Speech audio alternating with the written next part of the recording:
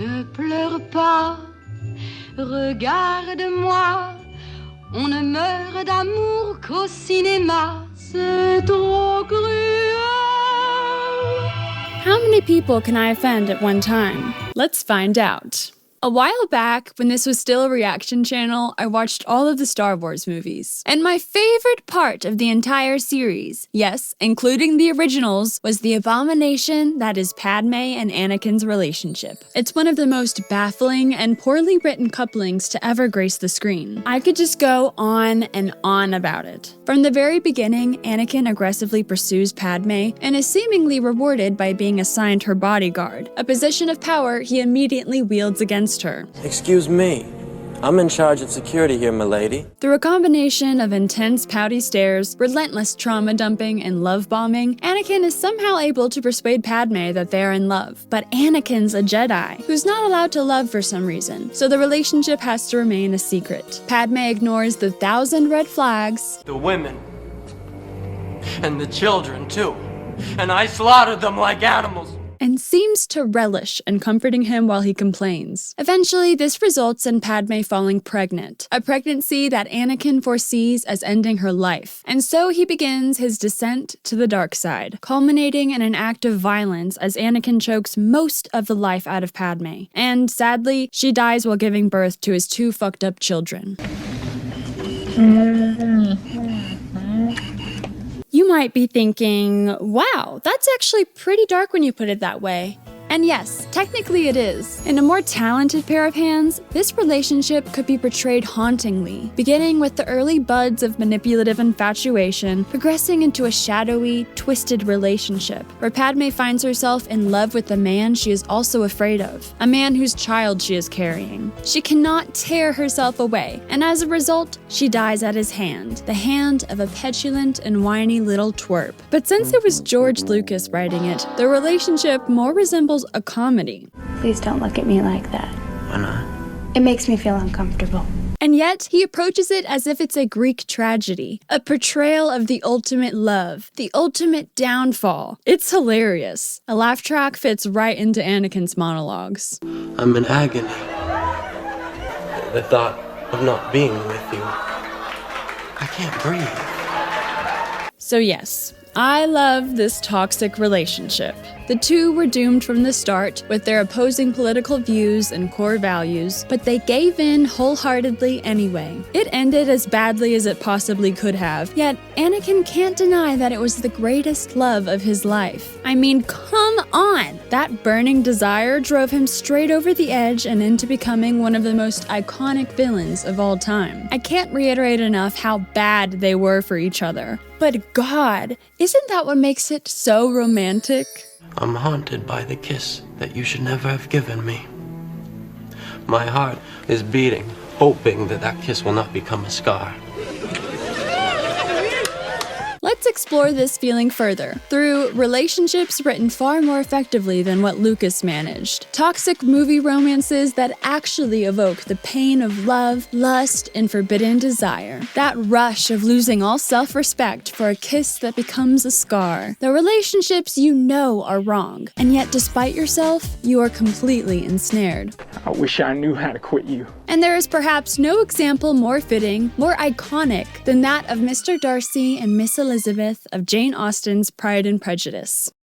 This portion of today's video is sponsored by Factor. Look, I spend a lot of time sitting down, researching, editing, what have you, so I have found it crucial to integrate weightlifting and exercise into my daily routine. So with that, I require meals that are nutrient-dense with plenty of protein. Easier said than done. Enter Factor, a meal service designed to help you reach your nutrition goals. First off, convenience. There is no prep work required, no messy cleanup. Heat, eat, and enjoy in just 2 minutes. The meals are packed for performance, with most delivering 30 or more grams of complete proteins, including new options like short rib, salmon burger, and bison sausage. Head to factor75.com or click the link below and use code CameronFB50 to get 50% off your first Factor box, plus free breakfast for 1 year. That's code CameronFB50 at factor75.com to get 50% off and free breakfast for 1 year. I have fought against my better judgment, my family's expectation, the inferiority of your birth, my rank and circumstance, all these things, and I'm willing to put them aside and ask you to end my agony. I don't understand. I love you. Things are getting personal. Mr. Darcy is hands down my man. If I was forced to choose one fictional love to cling to for the rest of my life, it would always be him. Pride and Prejudice as a whole is a wonderful work of art. I find myself returning to it again and again, whether it's the novel, the 2005 film, or even the lesser adaptations. Yes, I'm looking at you, Pride and Prejudice and Zombies. It's the quintessential example of the enemies to lovers trope. When our heroine first encounters Darcy, they subvert all expectations by having the complete opposite of a meet cute. Would that be a meet hate? Darcy is filthy rich, handsome, and in search of a woman to spoil for the rest of his life. He immediately becomes the center of attention upon entering the ballroom. But unbeknownst to many, deep down, he's secretly awkward and self-conscious. His upper-class stiffness and ever-present frown come off to Elizabeth as extremely prideful and arrogant. It doesn't help that her first impression is confirmed when she overhears him insulting her to his friend. She is the most beautiful creature I have ever beheld. But her sister Elizabeth is very agreeable. Perfectly tolerable, I dare say. Not handsome enough to tempt me. I know what you're thinking. That is definitely not how my dream man would react upon seeing me for the first time. No, it's not ideal. But you don't know him like I do. When he says she's barely tolerable, he's not really talking about her. What he's noticing is her embarrassingly ill-mannered family and her inferior social class. Okay, so that doesn't sound great either.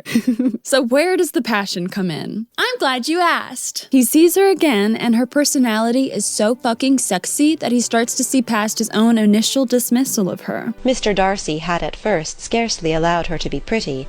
He had looked at her without admiration at the ball, and when they next met, he looked at her only to criticize.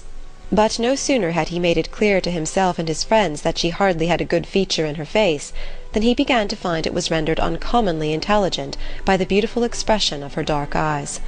To this discovery succeeded some others equally mortifying.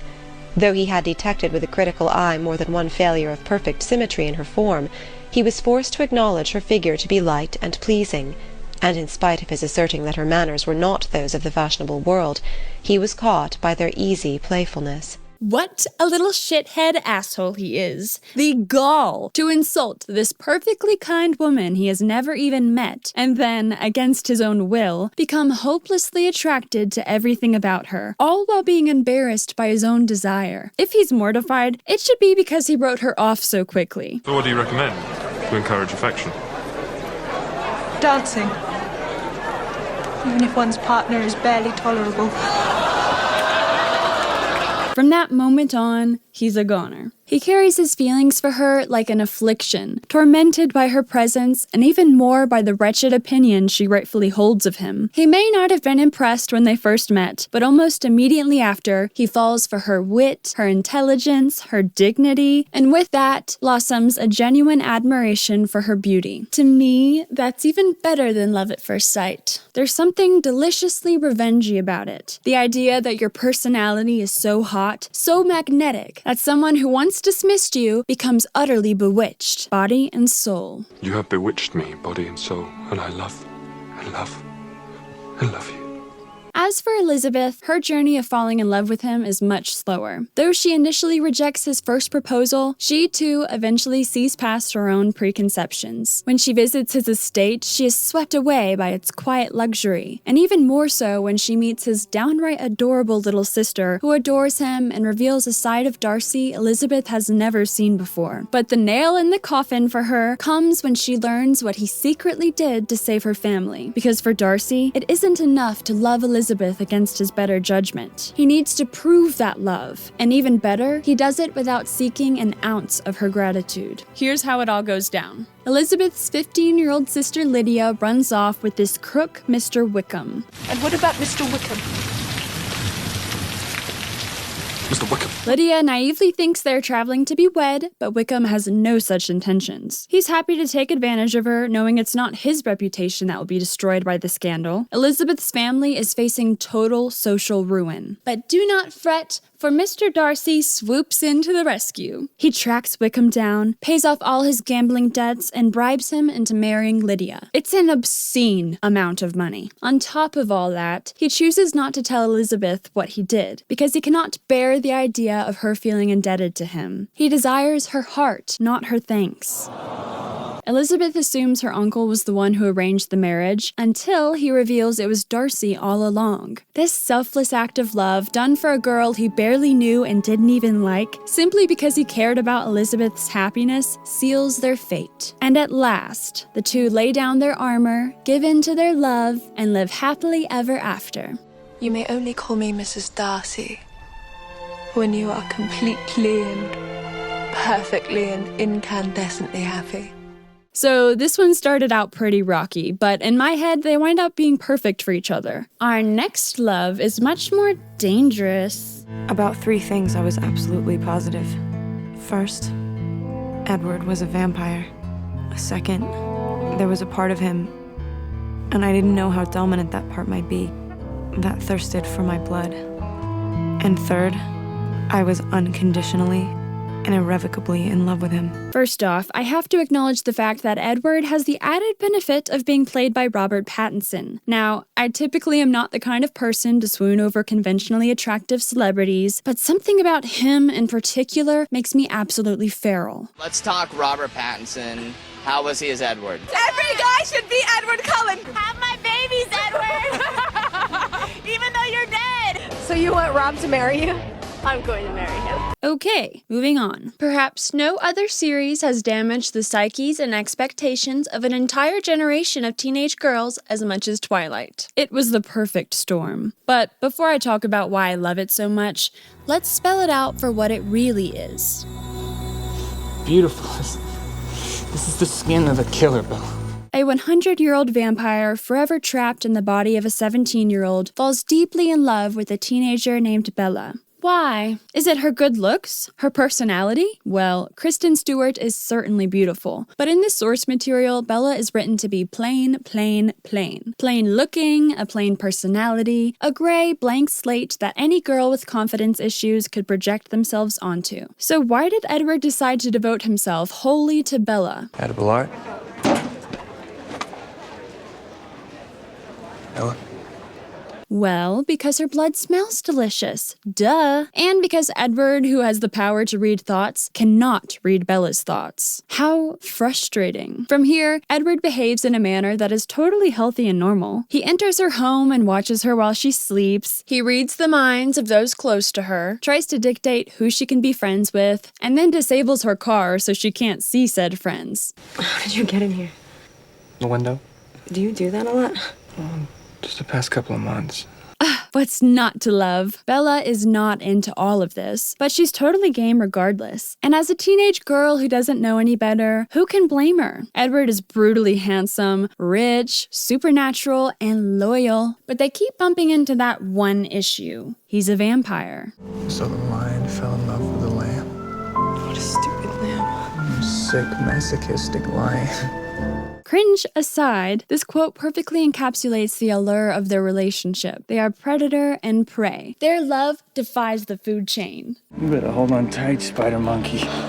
He is willing to forever resist his own urges to murder her, and she is willing to risk her own life just to spend time with him. It's so much more than just love. It's a constant balance of giving in to temptation and maintaining self-restraint. I infuriate myself, he said gently, the way I can't seem to keep from putting you in danger. My very existence puts you at risk. Sometimes I truly hate myself. I should be stronger. I should be able to. I placed my hand over his mouth. Don't. He took my hand, moving it from his lips, but holding it to his face. I love you, he said. It's a poor excuse for what I'm doing, but it's still true.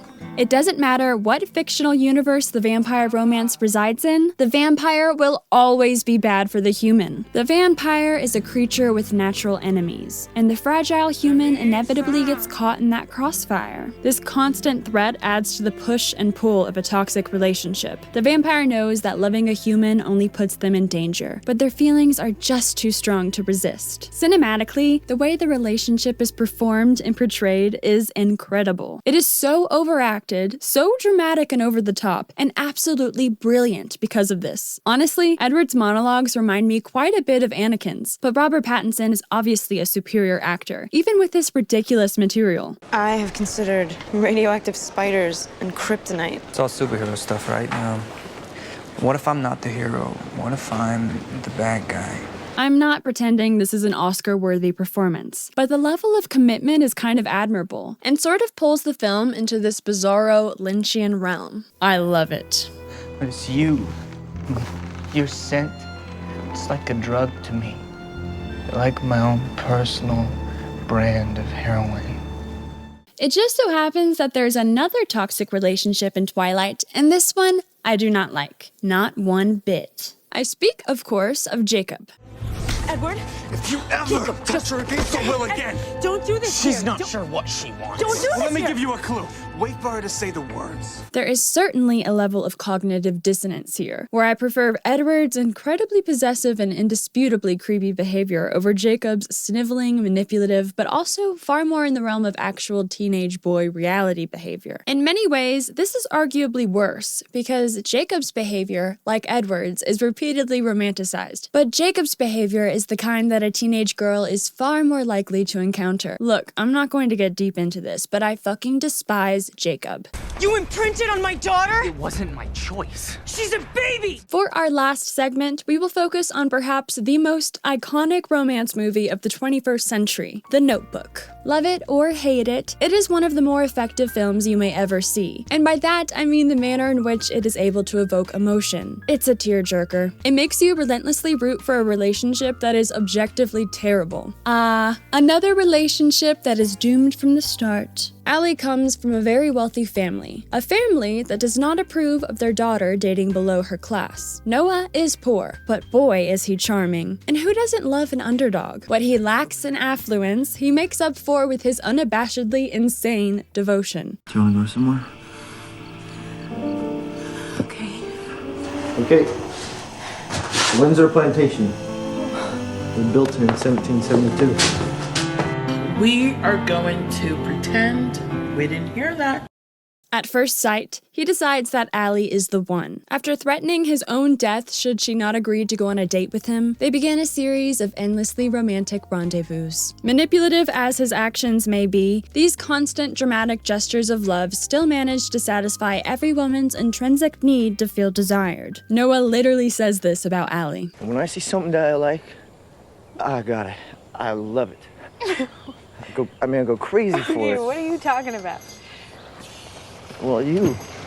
And boy, does he. From the start, the two establish an unhealthy dynamic, very much based in the perspective of a much older generation. It's okay to abuse each other as long as we make up, because that's what love is. They repeatedly have screaming matches, and Allie, on what seems like a regular basis, slaps Noah. How romantic. They didn't agree on much. In fact, they rarely agreed on anything.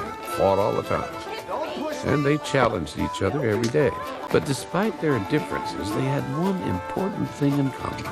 They were crazy about each other. Yet still, against our will, we are enraptured. In between the clear displays of toxic behavior, we are treated to scenic lake dates, makeouts in the pouring rain, and splashing in the ocean together. But Noah's not just crazy. He's deep, too. He's free, isn't afraid to do whatever he wants. He'll stop traffic just to dance with Allie in the street. He writes poetry that he'll read to her on occasion. He has big dreams of their future together, and never falters in his heart's devotion to only her. Even when it's over, even when it's hopeless. When the two break after Allie and her family move to New York, not a day passes that he doesn't write her a letter. Letters that she never received because her mother hid them. After receiving no response for a whole year, Noah decides to move on with his life. Just kidding. He purchases the dilapidated home they were first intimate in, restores it, and keeps it as a token of their memories, even when someone offers to buy it way above market value. Frankly, both of our romantic leads are despicable,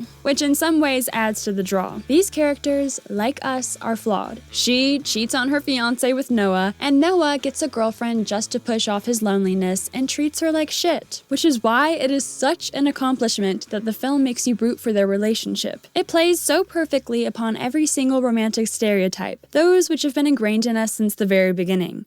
And if in some distant place in the future we see each other in our new lives, I'll smile at you with joy and remember how we spent a summer beneath the trees, learning from each other and growing in love. The message of the film is this: at the end of the day, love reigns over all. You can abuse one another, mistreat everyone in your life, act like an insane person, because it's all for the sake of the ultimate love, a love that lasts till the very end. And the conclusion of the film really nails this down. If you somehow choked back your tears throughout the duration of the movie, then surely the final scene overpowers you. Throughout the film, our narrator has been an old man reading to a woman with Alzheimer's. But just before the story is over, she has a moment of lucidity where she realizes it's the story of her life. It's their love story he's been reading all along.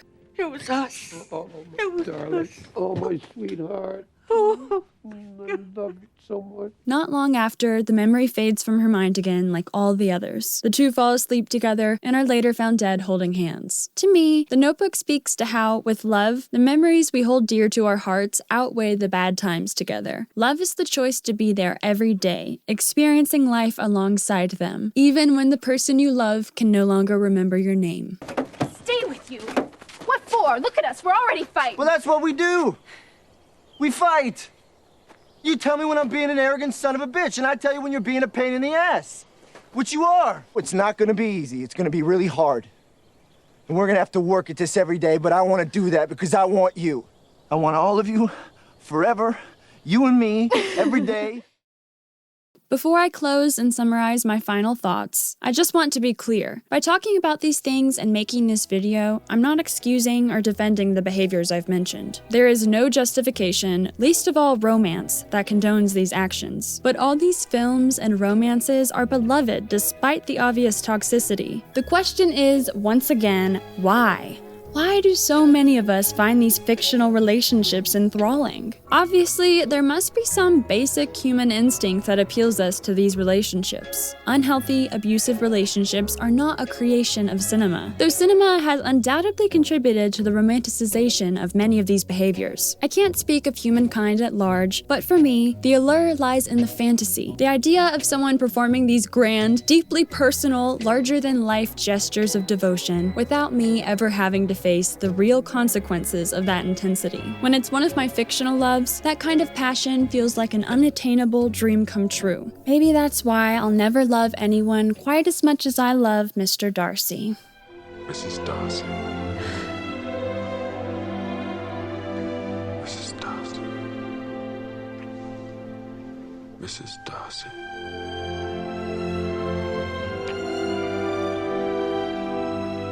Mrs. Darcy. This video has been so much fun to write and make, and I'm curious to know your favorite toxic movie romances. Let me know in the comments. It can even be novels if you like romance books as well. And now is the time for us all to throw some love over at my Patreon members because I love them so much and they support me through the good times and the bad times. They run this channel. I can't really take ownership of it without giving credit where credit is due.